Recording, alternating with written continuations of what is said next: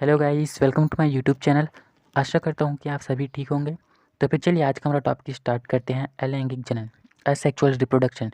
देखिए, आप हिंदी मीडियम में पढ़ रहे हैं तो फिर ऐसा हो सकता है, मैं हिंदी मीडियम में पढ़ा हूँ और मेरा इंग्लिश का देखिए ये हाल है। तो फिर आप लोग भी अभी से ही जो है इंग्लिश जो है ऐड करना शुरू कर दीजिए आपकी पढ़ाई में, ठीक है। आप हिंदी मीडियम में हैं, कोई बात नहीं, आप थोड़ा थोड़ा इंग्लिश उसमें ऐड करते जाइए ताकि आपको जो है बाद में परेशानी ना हो। चलिए, अलैंगिक जनन असेक्सुअल वह जनन विधि जिसमें जनन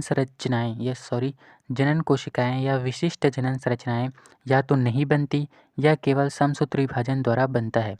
देखिए, यहाँ पर बोल रहा है कि जनन की वह विधि जिसमें जनन कोशिकाएं या विशिष्ट जनन संरचनाएं नहीं होती है, ठीक है, या जनन संरचनाएं नहीं है, या फिर जो है जनन कोशिकाएं जो है केवल समसूत्री विभाजन द्वारा बनती है, ठीक।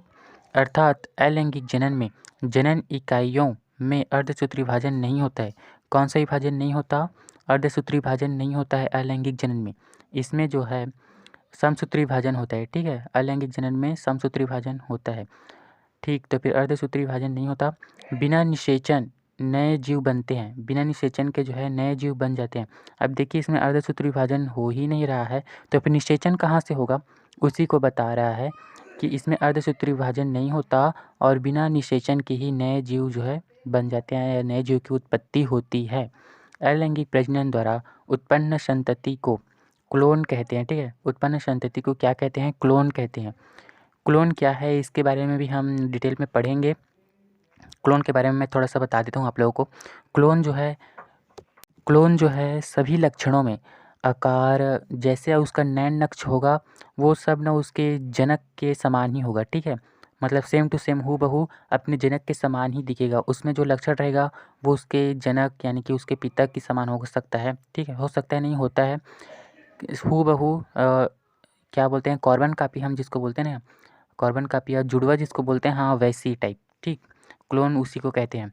प्रत्येक क्लोन को रैमेट कहते हैं, ठीक है। प्रत्येक क्लोन को क्या कहते हैं?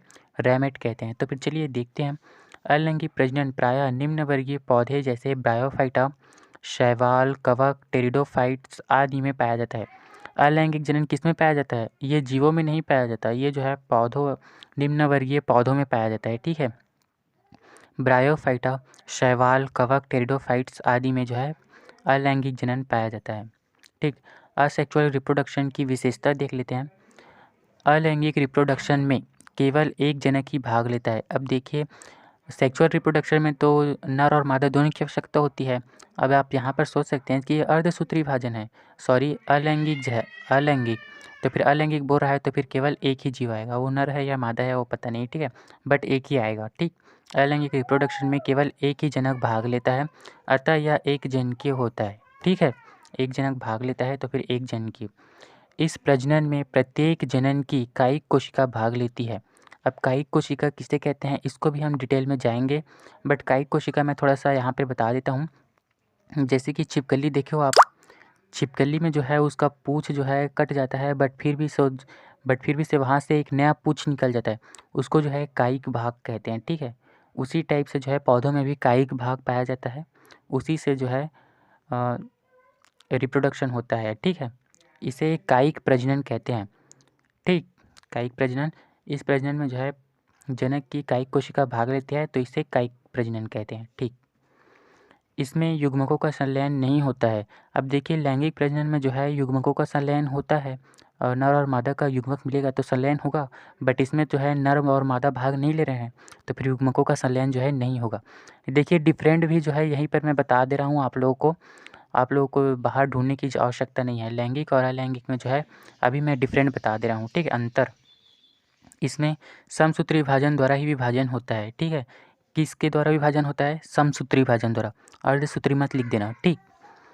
अर्धसूत्री जो है वो लैंगिक जनन में पाया जाता है, ठीक। इसमें बनने वाला संतति हूबहू अपने जनक के समान होता है। देखिए, इससे जो है अलैंगिक जनन के द्वारा जो है संतति बनेंगे या कोई भी जीव बनेगा वो जो है हूबहू अपने जनक के समान होगा, जिसे क्लोन कहते हैं। हूबहू रहेगा उसको क्लोन कहेंगे, ठीक। अतः संतति आकार, संरचना एवं लक्षणों में जो है अपने जनक के समान ही होता है, ठीक। मैंने पहले ही बताया था कि क्लोन इसको कहते हैं करके, तो फिर इसी को जो है क्लोन कहते हैं, ठीक। चलिए, लैंगिक प्रजनन के लाभ देख लेते हैं। चलिए, केवल एक ही जनक की आवश्यकता होती है, ठीक है। एक ही जनक की आवश्यकता होती है, वो नर है या मादा है पता नहीं, ठीक है। नर या मादा हो सकता है। चलिए एक ही जीव भाग लेता है। जीव के दूर तक फैलने में मदद करता है। अब देखिए एक ही जीव भाग ले रहा है तो फिर उसे तो किसी की आवश्यकता है ही नहीं, वो खुद अकेला बच्चा पैदा कर लेगा, ठीक। तो फिर जो है उसकी जनसंख्या बढ़ेगी, तो फिर जनसंख्या बढ़ेगी तो फिर दूर तक तो फैलेगी ना, फैलेगी। चलिए फैलेगा ही। एक जंतु अनेक संततियों को जन्म देता है या पैदा कर सकता है, ठीक। एक ही जीव जो है अनेक जंतुओं को जो है पैदा कर सकता है। अब सोचिए तो फिर फैलेगा कि नहीं फैलेगा दूर तक? एक ही जो है बहुत सारे बच्चे पैदा करेगा तो फिर दूर तक तो फैलेगा ही। चलिए हानि देख लेते हैं इसका। जीवों में वातावरण के प्रति अनुकूलन की क्षमता नहीं होती। अनुकूलन जो है बहुत, अनुकूलन क्या है इसके बारे में भी पढ़ेंगे, बट अभी मैं नहीं बताऊंगा, ठीक है। नहीं तो फिर वीडियो बहुत बड़ा हो जाएगा, फिर आप लोग नहीं पढ़ते, ठीक। जीवों में वातावरण के प्रति अनुकूलन की क्षमता नहीं होती, विभिन्नता नहीं पाई जाती, और क्योंकि वो जो है अपने जनक के समान ही होता है तो फिर विभिन्नता नहीं पाई जाती, ठीक। इस प्रजनन से विकास संभावना क्षीण हो जाती है, विकास की संभावना जो है कम हो जाती है, ठीक है। चलिए जीवों में वातावरण के प्रति अनुकूलन की क्षमता कम हो जाती है, क्षीण हो जाती है, और जीवों में जो है विभिन्नता नहीं पाई जाती, और इससे जो है विकास की संभावना जो है क्षीण हो जाती है या कम हो जाती है। चलिए अब इसका टाइप्स देख लेते हैं, इसका प्रकार देख लेते हैं, ठीक है। इसका प्रकार में देखिए आप, पहला है विखंडन, फिर मुकुलन, फिर प्लाज्मोटोमी, फिर गैम्यूल, फिर पुनरुद्भवन या खंडीभवन, फिर बीजाणु निर्माण, ठीक। चलिए